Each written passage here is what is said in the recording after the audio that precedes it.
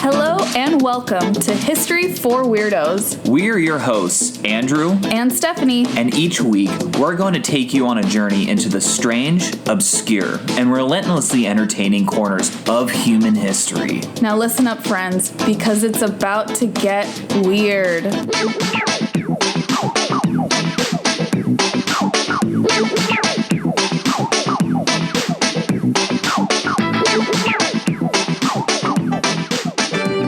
Welcome back, weirdos, to another episode of the History for Weirdos podcast. And we're glad to be back and bringing you another epic story. Yeah, Andrew has a really impactful figure from Latin American history to discuss with us today. Hopefully you can't hear our puppy running in the background, but you probably can. Yeah. So we apologize for that. He decided to have his zoomies like literally right when we started recording. Yeah, he was laying down, like passed out until we started recording, and now he has zoomies. And now he's just, running around the back. You'll hear like... Yeah, we're so sorry. But before Andrew jumps into this week's wonderful episode, I'm really excited for it. I wanted to let all the weirdos know that the next two coming episodes are going to be spooky ones. Spooky. We know the weirdos love the spooky weird history, so do not want to miss those. Oh yeah, we're going to end October with a bang, that's for sure. That's for sure. All right, love, why don't you tell us about this captivating figure? Okay, well, we're just going to get right into it. Yeah. Have you ever heard of a guy by the name of Simón Bolívar? Yeah, I think I have. You have? Okay. Yeah. Well, he was quite a prolific guy. In fact, a lot of historians have compared him to like a Latin George Washington. Okay. Yeah, so he's a very big deal. And even now he's like kind of almost seen as like a godlike mythic figure. Yeah. In like a few different like Latin American countries, like at least half a dozen. Yes, he's very, very important to a lot of people. I know that. Yeah, he's super, super important. So we're going to get into him. I mean, and so he's a revolutionary, right? That's what he's known for. Okay. But it maybe surprise you that he actually had a very privileged upbringing. Oh, that is interesting. As a revolutionary, typically the privileged want to keep things the way they are. Exactly. So Simón Bolívar was born Simón José Antonio de la Santísima Trinidad Bolívar Palacios Ponte y Blanco. See, we have long names. You always make fun of me and my family that our names are so long. They're so long. Yeah, but it makes it more dramatic. It gives you more main character energy. I mean, that was like absurdly dramatic, but yeah. And then look at who he was. He's Simón Bolívar. He's Simón Bolívar. He's the main character. Okay, so I'm not going to repeat that name, but he was born on July 24th, 1783 in Caracas, Venezuela, to American-born Spanish parents, or Criollo. Yes, criollo. Yeah. Yeah, we've referenced it a few times, the social caste system that existed. Exactly. So he was the youngest of 4 children. And the Bolivar family served in the colonial bureaucracy and married into wealthy families in Caracas, over kind of like centuries. Okay. And the result of this was they gave him a very privileged life. And his family was quite wealthy. So in fact, Bolivar, like at the time of his birth, his family was one of the richest families in all of South America at that time. Yeah, so they were loaded. I had no idea. Yes. Historian John Lynch has described Bolivar's childhood as both privileged yet deprived. Oh, why deprived? So his father died of tuberculosis when he was just 2, and his mother would also die of TB just before his 9th birthday. Oh my gosh, that's so young. Yeah. He was orphaned. So there's 4 children. Right. So Bolivar and his 3 siblings were raised apart from one another and were primarily raised by his family's like slaves. What? Yeah. His family owned people? Yes. Oh my God. And then they had them raise the children, the enslaved people. Yep. These people sound great. I know. So Simón was raised by an enslaved woman named Hippolyta. That's so cool. Yeah. It's a good name. It's a great name. Who he viewed as like a parental figure. I'm sure. Oh. That's so sad. Remember that. Okay. Remember that, especially towards the end of the episode. So on top of all of this, his legal guardians were his maternal uncles who just raised like Simón Bolívar because he was set to inherit a ton of money. Oh, so they did it for money. They did it for money. They did not do it for love of their nephew. Yeah, so they didn't give one hoot about Bolivar. It sounds like they were likely just the guardians, like the legal guardians, and Hippolyta was actually his mother. That's the feeling that I got from this as well. Given all that we know about Bolivar's early childhood, it's a little surprising, but not super surprising that he was considered unruly. Yeah. Oh, yeah. That kid's going to act out for attention. Yeah. So he bounced around in his teens from boarding school to tutors, and one of his tutors was actually sent into exile when Simón was only like 14 years old. And this would become... Getting sent into exile, I think, would be a common theme throughout his life. Was the tutor exiled because of like radical ideas? Yes, like quote unquote, like liberal beliefs. Yeah. And I'll get into like the political philosophy. So a lot of the terms I'm going to be using have like 21st century like equivalents, but they're very different. Like the words are the same, but they mean very different things. And I'm going to make a note about that later. Okay. Yeah, basically he had pro-liberty and independence leanings. So that's a no-no in like, Spain. Yes. Or New Spain at this time. So Simón was sent to Spain, funny enough, to study in January of 1799. It would be the first time that he would set foot in Europe. 1799. Wow. Yeah, and he milled around the Royal Spanish court and started a relationship with Maria Teresa Rodriguez del Toro y Eliza. That's a good name. Yeah. The daughter of another wealthy family from Caracas. That makes sense. Yeah. And I don't think I even explained it earlier. That class, the criollos, that's people who aren't necessarily born in Spain, but are Spanish by blood, marrying each other only. Right. Yeah, Yeah. exactly. So they're like just European ethnically. Yes. So it makes sense that he would marry someone like her. Exactly. So on May 26, 1802, Bolivar, who was only 18 at the time, married Del Toro. They returned to Venezuela later that year and lived happily ever after. No, Just they didn't. kidding. No, she died of yellow fever in January the following year. Oh my goodness. And he would never marry again. Never? Never. That was his one and only marriage. Poor Simón so far. Everyone he loves dies. A lot of death. Yeah. Oh my gosh. I mean, imagine he's what, like 19 at the oldest, and he's already a widower. Oh God, when you put it that way. Yeah. I mean, I think he's only 18. that's so tragic. And as you pointed out, very absurdly privileged upbringing, and yet he knows pain. Yeah. He knows a lot of pain. It's like privileged yet deprived. It's a really good, I think, way of describing it. So he was devastated, and he also did swear that he would never remarry. Like, he'd make a lot of proclamations, or not a lot, but he'd make a few proclamations throughout his life, and they'd all would end up being true. Ooh. That was that was the first one. A man of his word. Yes, absolutely. He returned to Spain in 1803, and the first thing he did was travel to Madrid to console his father-in-law. That's so sweet. And it's here where a bread shortage in 1804 forced Simón Bolívar and his buddy Fernando Rodriguez del Toro, who also happened to be a relative of his late wife, they traveled to Paris. And they did it just in time for Napoleon's proclamation naming himself Emperor of the French.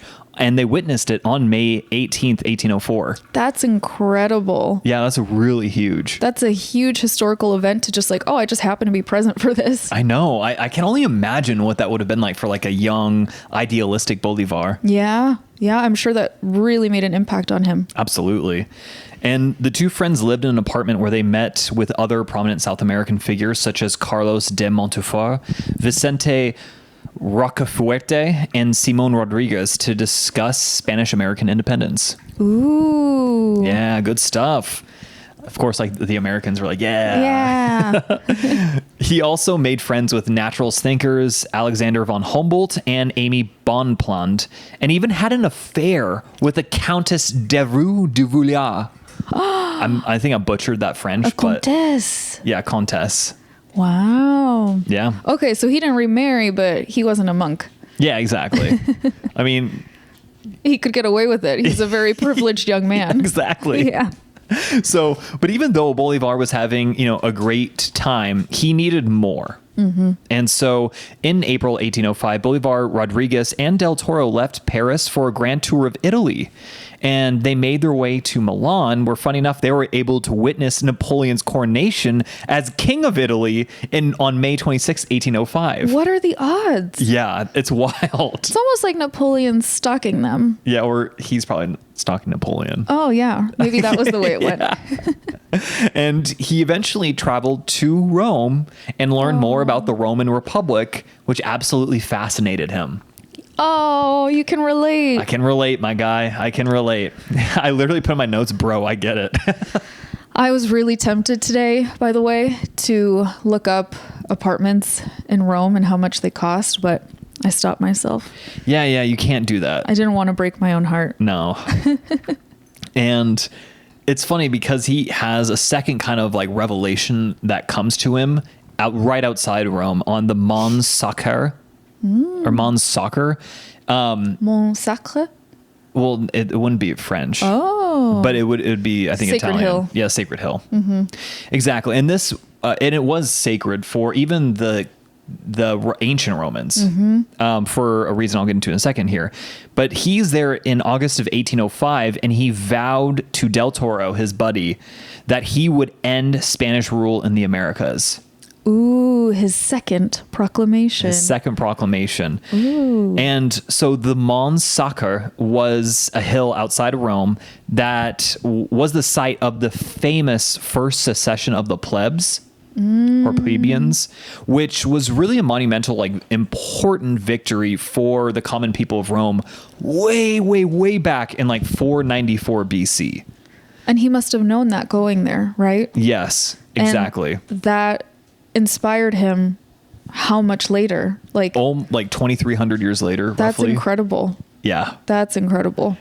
And I'm not going to get into the specifics of the event, but basically the patricians, who were kind of like the ruling class of Rome at the time, ceded a lot of power to the plebeians. And I can't imagine that Bolivar must have felt that strong pull and desire to do something similar in his homeland. Yeah. That's incredible. I know, right? And just to put this in perspective, guys, like this would have been like almost 400 years prior to the birth of Julius Caesar. So this would have been like a long, long, long time ago. Yeah. So it was during this time that a lot of his philosophical beliefs started to take hold. We're going back to Simón Bolívar, right? And he would become a classical liberal and a Republican. So I have to make a note because, like, first of all, this has nothing to do with like a lot of like common terms that you hear today. Like when you're talking about political philosophy, especially during this time, a Republican meant someone who believed in like a republic. And has nothing to do with like the present day Republican Party in the United States, or even like a liberal, right? That might mean something today, especially in American politics, but it just meant more of like a supporter of like free markets, I suppose, is like the best way to put it. So I'm going to like use those terms, I think, sometimes throughout this episode. And I just want to be very clear. That's like what I mean by that. Generally, he's someone that wants things to be more like free equal. And yeah, exactly. Equal, free. Yeah, and that's a really good way of putting it. So, influenced by the likes of Hobbes, Spinoza, Baron de Holbach, Hume, Montesquieu, and Rousseau, he wanted to bring Enlightenment philosophy back to the Spanish Americas. Yes. Yeah, exactly. That's a good idea. Yeah. I agree with that. So interestingly, Bolivar was a bit of an Anglophile and often looked to the British for help in securing freedom and independence for Latin American countries, but that would never work out for him. Yeah, that's kind of a weird move. It's because it's like, I know you guys hate Spain, so like maybe help us. Yeah. And they did have some sort of elements of like, because they were a monarchy, but they did have democratic elements baked in their monarch. Like they didn't have like an absolute monarch. Yes. And that's kind of like what the U.S. colonies did when they went to France, and they're like, we know you hate Britain. Help us. Hey, exactly. Yeah. They didn't give a one hoot about democracy or republics or whatever. No. Yeah. So, I guess it sort of makes sense again, like, because, or that even like that the British would entertain the idea of helping Bolivar, because one, like, Spain is kind of like their enemy, sort of, kind of, in a way. Yeah, frenemy maybe. Frenemy. And it's also makes sense too, because they at this time they had lost their like the American colonies, right? Yeah. They still had Canada, but they were like, if we're gonna lose like colonies, we don't want other European countries to have colonies over there too. Yeah, that would make sense. Yeah. So Simón Bolívar also had a vision that was like a federation of all like Latin American republics. Okay. Each would be governed by an executive and a constitution modeled after the British Constitution. Okay. He stated that federalism, that's what we have in the United States, or we're supposed to have, and it was the quote-unquote perfect government, but that it could not work in Spanish America because of the scars of Spanish imperialism that had left the people too unprepared for federalist ideas. Oh. This guy's going really deep into political philosophy. I wonder what he meant by, I understand the scars, right? The mass murder of indigenous people, the slave trade. Yeah, the scars are very evident. I wonder what he meant that they aren't ready for it. I don't know. I really don't know. I wonder if it was a little elitist of him to think that. I wonder if it had to do with, I don't know, the difference between like the Spanish crown and the British crown, and how like there were just more like democratic ideals within like Great Britain than there were in Spain at the time. Yeah. And I wonder if that had something to do with it. Possibly, yeah. And that like there was, I can't speak to about British government. I don't know enough, but we had federalism from very early on, and it must have come from like some form of it must have come from the British. So I'm guessing like we were just like the American colonies were just more predisposed to it. Okay. That's just my own personal like thinking about it, and I literally just came up with that right now. So I'm not like, I would not call myself an expert necessarily. You heard it here, folks. Andrew Iverson says he's an expert. That's right. That's right. Okay, so Simón would actually spend a lot of time in 1807, funny enough, in the United States. Oh my gosh. Before returning to Venezuela in June of 1807. And at first, it didn't seem like many of his peers back home were really too keen on independence from Spain.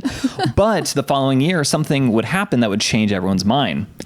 It was in 1808 that news reached them that Napoleon had invaded the Iberian Peninsula, like basically Spain and Portugal, and even installed his brother effectively as the ruler of Spain. Not the king, but like kind of like in the overseer. Oh, snap. Yeah. And on November 24th, 1808, a group of Creole citizens presented a petition demanding an independent government, though, unsurprisingly, they were arrested. Well, now they're asking for an independent government, now that it affects them. I know, right? So basic. But more surprisingly is that Bolivar had not signed that petition and was safe from arrest, I think because he got tipped off beforehand. Ooh, it's good to have friends. Exactly. Lucky for him. So French victories in Spain from 1809 to 1810 caused the collapse of the anti-French Spanish government and replaced it with like a regency council. And in April 1810, 2 delegates of this council arrived in Venezuela and succeeded in expelling the existing government and created like the Supreme Junta of Caracas. So Bolivar had been absent during this time, and he did offer his services as like a diplomat for this new government. Okay. And being the Anglophile that he was, Bolivar was sent to Great Britain on a diplomatic mission, though it ended up being a failure more or less, and Bolivar was back in Venezuela like later that year.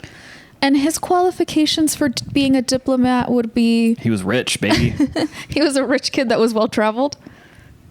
Yeah. Well-read, well-traveled? Yeah. Okay. And I also have to say that, like, from here on out, guys, it gets it gets really complicated. Yeah. There are a lot of moving pieces in a lot of different places. And like piecing the story from like this point on is really, really hard. So I'm going to be kind of like, there are times where I'm going to be kind of doing like some more broad sweeps and just kind of like painting a general picture. Yes. Just because this could be a whole podcast, I feel like. Oh, absolutely. He overlaps with the histories of like what, half a dozen countries? Yeah, at least. Yeah. So they all have their own, issues that they're dealing with. And you already know. Yeah, you already know. You already know. It's a lot. Yeah, exactly. And I really do think he was also trying to do something like kind of like what the United States was doing, like how, like, right, he wanted federalism. Yeah. And so like he wanted basically each like little country to have a central government. Yeah, exactly. Mm-hmm. Yeah, it doesn't work out that way. Spoilers, guys. It does not. No, it does not. It does not. Okay, so while he was in England, liberal economic reforms had been passed in Venezuela, so allowing for elections to be held for congressional representatives. Okay, that's good. Yeah, and Bolivar, along with fellow revolutionary Francisco Miranda, formed the Patriotic Society and got Miranda elected to the Congress. Oh. Yeah. On July 5th, 1811, the Congress formally declared Venezuelan independence. Yay! Felicidades, Venezuela! That may be all well and good, but the first Republic of Venezuela was formed on a weak base with little support. Oh. Enemies and conservative citizens with Spanish ancestry, disenfranchised native and mixed peoples, and the provinces of Venezuela, which were already hostile towards like Caracas in general, were all against this republic. Oh, wow. For their own reasons. Yeah, for all their own reasons. Those are very different groups. Yes. The republic gathered like a militia to fight this coalition, and it was led by Bolivar's buddy, Del Toro, the guy he was milling around Europe with. Yeah, the relative of his deceased wife. Exactly. Mm-hmm. Though this got a little awkward for Bolivar since Del Toro and Miranda hated each other. Oh, and he's in the middle? He's like, I'm friends with both of you. God, talk about awkward, yeah, right? That's pretty awkward. That's super awk sauce. Well, Del Toro was eventually stripped of his command, and that position went to Miranda, ironically enough. Oh. Yeah. And then a natural disaster occurred, which many people thought was an act of God. Yeah. So I know mi gente. We were definitely going to think that. Yeah. On March 26, 1812, Caracas, along with much of like Republican Venezuela, was devastated by a massive earthquake. Oh my gosh. That is... Yes. Obviously, I don't think that's actually an act of God, but that is very interesting timing. It's really unfortunate for Bolivar. Yes. So many people believe that, yeah, again, this earthquake was a sign of God, and Bolivar himself helped dig through debris and rubble in search for survivors. Survivors. There must have not been many. No, there weren't. And things were just not looking good for the Republic at this point, right? By the end of like January of 1812, Miranda capitulated to the Royalist army. Mm-hmm. So that it was pretty much the end of the First Republic here. Bolivar barely managed to escape by hiding in one of his friends' homes and eventually was able to successfully evade capture and flee to Curacao. Oh, wow. Curacao. Yeah. Which is like a little island off the coast of South America. Mm-hmm. Bolivar offered his services as a military leader to the United Provinces of New Granada against the Royalists, which is like kind of like modern day Colombia, more or less. Oh, okay. That makes sense. Yeah. And it was during his trip to take on his post commanding a 70-man garrison that Bolivar issued the Cartagena Manifesto, outlining his beliefs regarding the defeat of the Republic and his political ideals. Homie, he's really nerdy when it came to political philosophy. And did anybody ask you to write that manifesto? No way. I really don't think so. Did anyone read it cover to cover? I seriously doubt it. Yeah, I don't think so either. I mean, maybe someone did. Really? No. So, he called for the new Granadan republics to help him invade Venezuela in order to prevent the Royalists from invading New Granada. Bolivar would then, without asking for any permission, by the way, launched an offensive and successfully secured control of the Magdalena River by early January 1813. And again, that's like in modern day Colombia. Okay. In February, Bolivar joined forces with a Republican colonel and helped capture the city of Cucuta, which would be kind of important in a regional sense. Because he set up his HQ there, and he received honorary Colombian citizenship too. I was about to say he's having way better luck over here in Colombia. And I think that's why. Well, I'm not going to spoil it. Okay, not yet, at least. Not yet. So, and it's here that he issues a fairly controversial decree. Oop. And it's on May 14th, 1813, Bolivar launches the Admirable Campaign to free Venezuela. And in it, he included a decree of war to the death, which offered the death of all Spaniards in South America who were not aiding his cause. Oh, yeah. He went a little too far, maybe. Yeah, he got so swept up with his with his successes. Yeah, and that his he manifesto. He's like, I will turn to fascism before, this is before fascism was even a thing. But literally, if you're not with me, you're against me. Yeah, he's going full Anakin there. And you're dead. Yeah. Dude, it's kind of true, actually. Like, low-key, that's literally exactly what it was like. Jeez Louise. I know. Oh, well, anyways, regardless, though, of this controversial thing. Another proclamation. Yeah. He is very successful militarily because within a few months in early August, Bolivar reaches Caracas. He's back in Venezuela. He's already at Caracas. And within the next couple of months, he expels all royalist forces out of Venezuela and is given the title Liberatador, the liberator. Liberador? Let me see. It's this. Oh, El Liberatador. It's hard to say. Yeah, that is hard to say. The liberator. Liberatador. Yeah, and that was by the Caracas City Council. I have heard him called that, basically, like just the great liberator. Yes, exactly. And that's kind of, I guess that's like the spirit of the word. Yeah.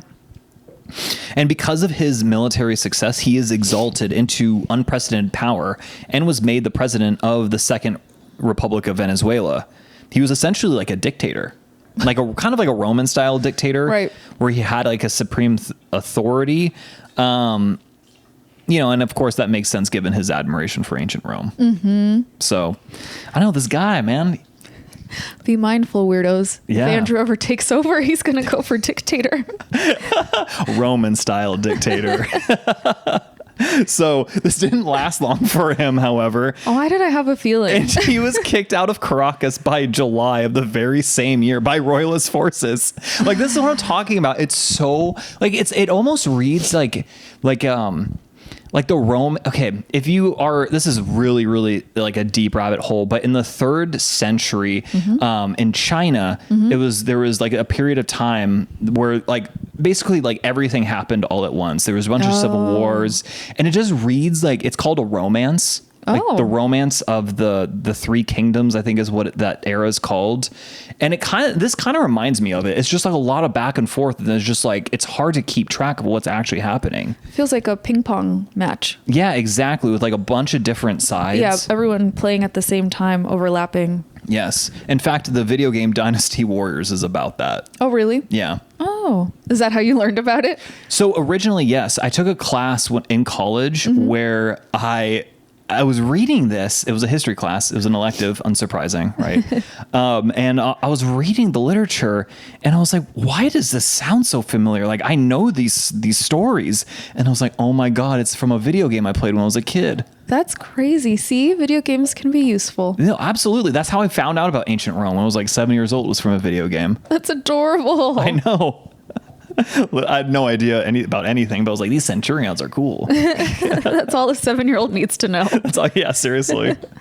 So back to Simón. He's kicked out of Caracas. He's in exile again. And this is like, he's formally in exile starting on September 8th, 1814. And so he goes back to New Granada, Colombia, and is where they like him, and is given command of all the New Granadan armies in January of 1815. And he fights for months against the royalist forces led by Del Castillo, who was the commander who actually kicked him out of Caracas. Oh my gosh. Yeah. So ultimately this leads to like a sort of like stalemate truce in May of 1815. And he just goes to Jamaica for self-exile. What? Yeah. That's what I'm telling. It's like this. It's insane. Simón. I know. Exile. Again. That's how I feel. So he eventually makes it to Haiti, where he lives amongst Republicans in exile. Again, people who fought for the Republic, right, or the republics. And it is here that in January of 1816, he actually meets with the president of Haiti, Alexander Pétion, where he secures funding to invade Venezuela and mainland South America. F yeah. Yeah. He's like, let's go again, baby. Again. I freaking love that Haiti did that. Oh, yeah. Because Haiti has the successful slave revolt, right? Yes, the only one in history, I believe. Yeah, where they were able to totally on their own get rid of the colonial powers that be. Yeah, exactly. And it's funny that you even mentioned that, because the caveat here for this funding was that Bolivar promised to free all slaves upon kicking out royalist forces. Yes. And remember, I told you, like, he was raised by Hippolyta. Yes. There's this. Bare minimum, Bolivar. Bare minimum. Well, let's just say I wouldn't get your hopes up. It gets super complicated over the next few years, but we're going to skip forward to 1819. Okay. All you need to know is that there are lots of back and forth and fighting with land being won, land being lost. And it's just like, honestly, it's so mind numbing. It's just like, I'm skipping it. Can you imagine being just like a normal peasant at this time, as you and I would be, and just being like, oh my God, stop fighting. Like, stop, please, for the love of God. We're hungry. Yeah, give us food. It's here that Bolivar gets a little bit of taste of what civilian-led rule is like. On February 15th, 1819, the National Congress met, and Bolivar gave a speech advocating for a centralized government modeled after the British government and for racial equality.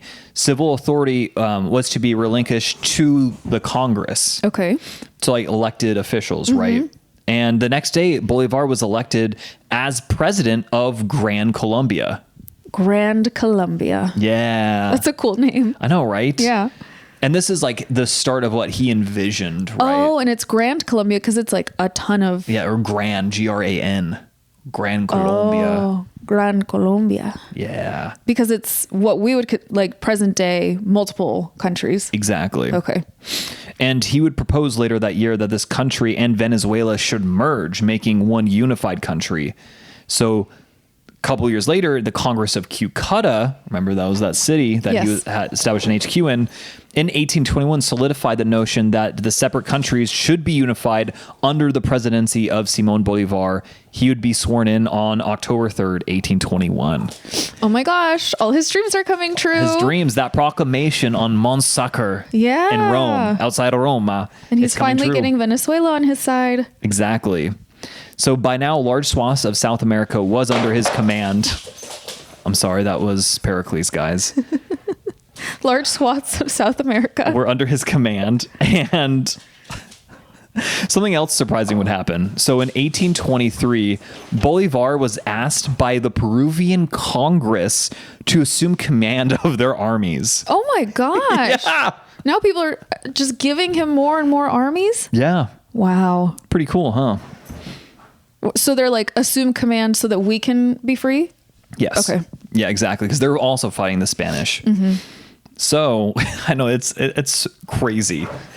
Later in that year, all Spanish royalist forces would be defeated, and Bolivar would eventually become dictator of Peru the following year. What is happening? I know. Yeah, he's like president / dictator of Peru. Okay. And Gran Colombia. And yes. Okay, which also now includes Venezuela? Yes. Okay. But the tale of Simón Bolívar, right, like, is more of a cautionary tale starting from here on out, because, right, he has achieved all of his kind of grand designs at this point. Yeah. So he becomes dictator and or president of a few different South American countries and is seemingly on his way of achieving his dream all the way back in Rome of creating just like one unified state. That was not to be, though. He faces revolts at every turn. He tries to resign at times and is rejected.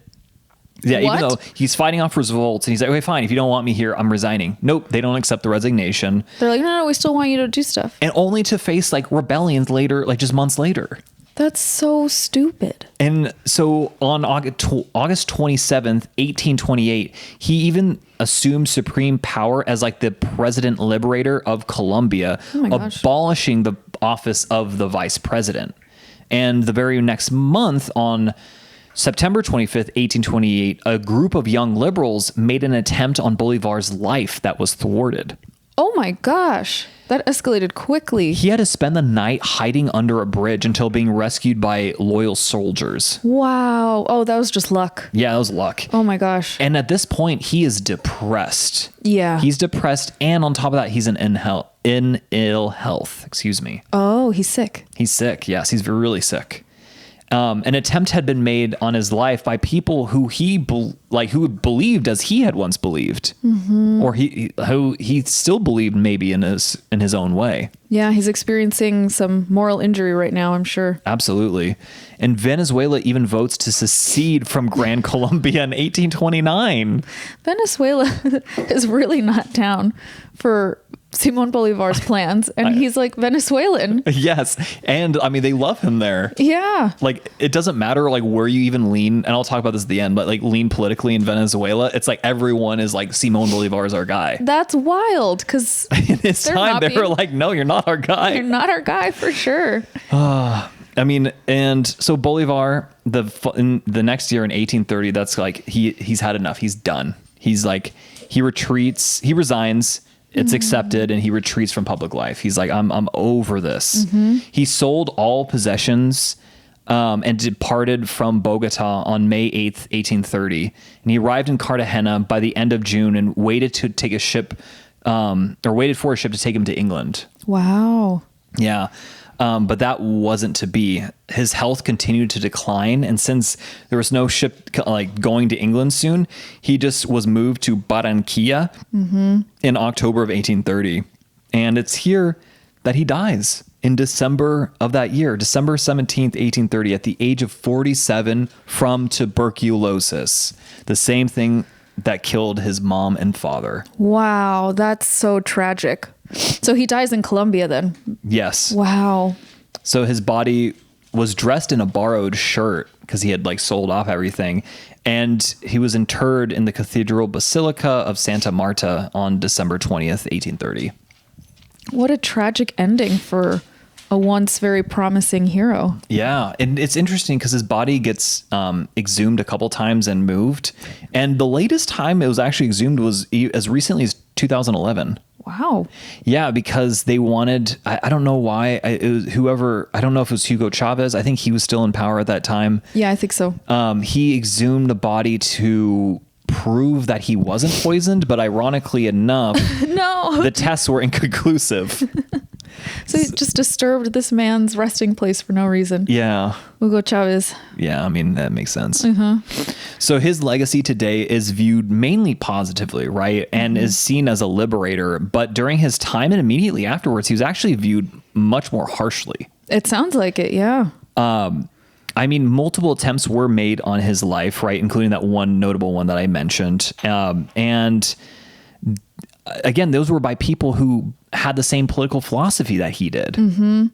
Initial thoughts and views on Bolivar were negative, mainly stemming from his like authoritarian stances. I had a feeling. Yeah. And the fact that he never freed the Haitian slaves, a promise he made to the president of Haiti. Oh my gosh. He never freed them? Never freed them.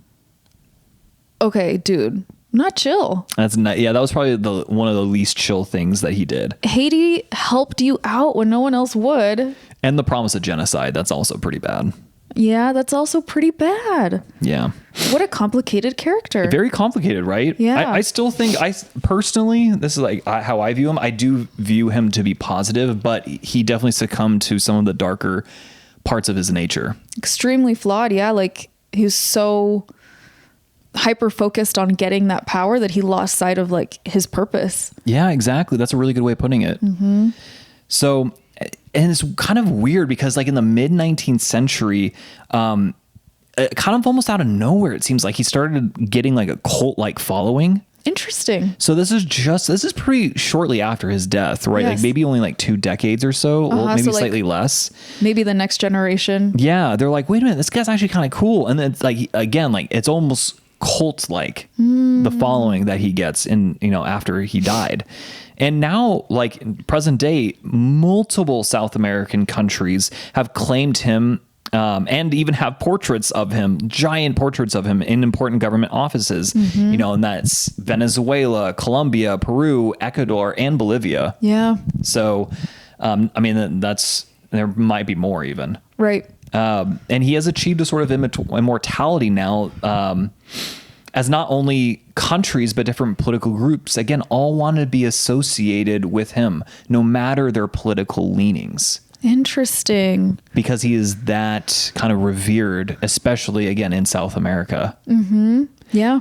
Kind of like you said, similar to a George Washington figure. Exactly. And, he was a very flawed individual, but he did pretty great things. And that is the story and life, the crazy life of Simón Bolívar. Wow. Thank you so much. That was so crazy.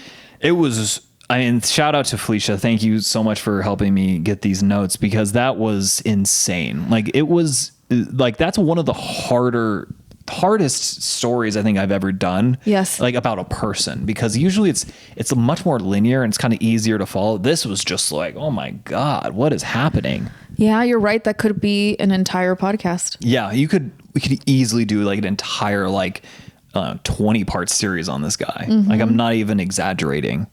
There's a Latin American movie that came out about him fairly recently that maybe we should watch. Oh, okay. Cool. I doubt it's a Venezuelan production, but maybe from Colombia. It's not Mexico? No, I don't think so. No, it's one of these countries that he so greatly impacted, made a movie about his life. It would be interesting to see their perspective, like how they choose to portray him. Oh, right. Yeah, we should watch it. I'm really interested. Yeah, I'd be down to watch that. Yeah. Well, thank you again, Andrew. That was incredible. You taught me so much. All I knew was like he freed a lot of countries. I see a picture of him on a horse with a sword in my head, and that's it. Fun fact, that sword was stolen. Really? Yeah, decades ago. But my gosh. Yeah, it was stolen, yeah. How wild is that? From who?